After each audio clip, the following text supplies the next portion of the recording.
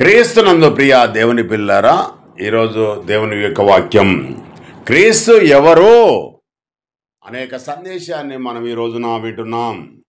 క్రీస్తు ఎవరు అని అంటే దేవుడు తన క్రీస్తు అని మాట్లాడుతూ ఉన్నాడు. 3వ అధ్యాయం 18వ వచనము అపోస్తులుడైన పేతురు గారు మాట్లాడుతున్నాడు ఈ మాట. అపోస్తుల కార్యము 3వ అధ్యాయము 18వ వచనము. దేవుడు తన క్రీస్తు అని మాట్లాడుతున్నాడు. దేవుడు తన క్రీస్తు శ్రమపడునని సమస్త ప్రవక్తల నోట ముందుగా ప్రచురపరిచిన విషయములను ఇలాగు నెరవేర్చెను. ప్రియమైన దేవుని బిడ్డలారా, ఈ వాక్యంలోని మాటను మనము పరిశీలన చేస్తాం.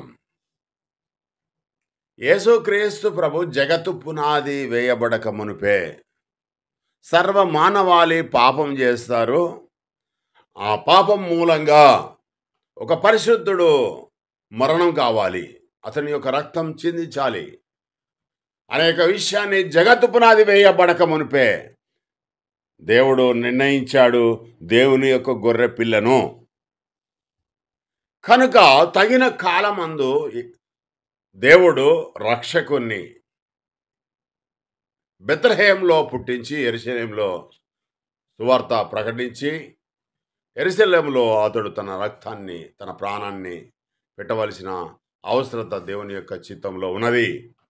కనుక అబ్రహాము మొదలుకొని ఎందరైతే ప్రవక్తలు ఉన్నారో వారందరూ కూడా యేసుక్రీస్తు ప్రభు శ్రమ పడతాడు అని అనేకమైన ప్రవక్తల చేత దేవుడు ముందుగా తెలియజేశాడు.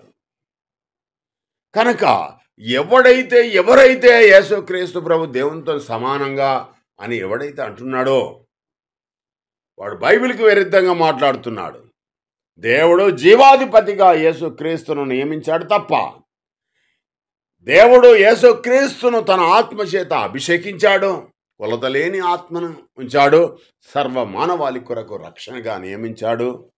దేవునికి ప్రియుడు, దేవునికి కుమారుడు, సంఘానికి ప్రధాన యాజకుడు, సంఘానికి శిరస్సు. యేసుక్రీస్తు అనే ఒక వ్యక్తి భూమి మీదకి రాకముందుకు పరలోకంలో లేడు, భూమి మీద లేడు, ఆయన ఊరికి కూడా లేదు. ఆయన ఎప్పుడైతే మరియ గర్భంలో కన్య గర్భాన దేవుని యొక్క ఆత్మ చేత ఎప్పుడైతే పుట్టాడో అప్పటి నుంచి అతని ఉనికి ఉన్నది.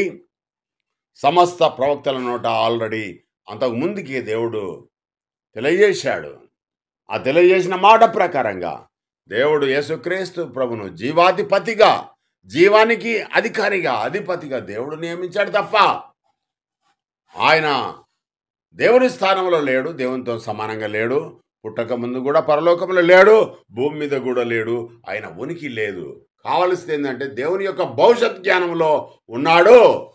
ఆయన భవిష్యత్ జ్ఞానం బట్టి ప్రవచన గ్రంథాలలో, కీర్తన గ్రంథాలలో, ధర్మశాస్త్రములలో దేవుడు రాయించాడు తన ప్రవక్తల చేత, తన యొక్క దీర్ఘదర్శుల చేత. ఆ మాట సరైన టైంలో నెరవేరింది.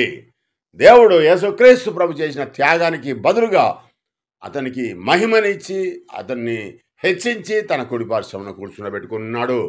నీకు నాకు కూడా ఒక మహిమ ఉన్నది దేవుని యొద్ద. మీ కొరకు నేను గృహాలు సిద్ధపరచడానికి వెళ్తున్నానని యేసుక్రీస్తు ప్రభు చెప్పాడు కదా. నీకు నాకు కూడా నీతి కిరీటం ఉన్నది, మహిమ కిరీటం ఉన్నది. తేజస్సు కలిగిన ప్రకాశమానంలో క్రీస్తుండే ఆ రాజ్యంలో మనం కూడా ఉంటాం ప్రేమైన దేవుని బిడ్డలారా. కనుక నీకు నాకు కూడా ఒక మహిమ దేవుని యొద్ద ఉన్నది క్రీస్తులాగా. కనుక క్రీస్తు వలె మనం కూడా ఈ లోకంలో పరిశుద్ధత, పవిత్రత కలిగి జీవించినట్టయితే ఉంటే, నిరీక్షణ కలిగి జీవించినట్టయితే ఉంటే రెండవసారి క్రీస్తు వచ్చినప్పుడు అవకాశం వస్తుంది ప్రియమైన దేవుని బిడ్డలారా. దాని కొరకు క్రీస్తును వెంబడించాలని కోరుతూ ఈ కొద్ది మాటలు నేను ఇంతటితో ముగిస్తున్నాను. యేసుక్రీస్తు దేవుడు కాదు, దేవుని కుమారుడు. దేవుడు అని అంటే వాడికి నిత్య నరకమే. ఈ వాక్యం దేవుడు దీవించుగాక.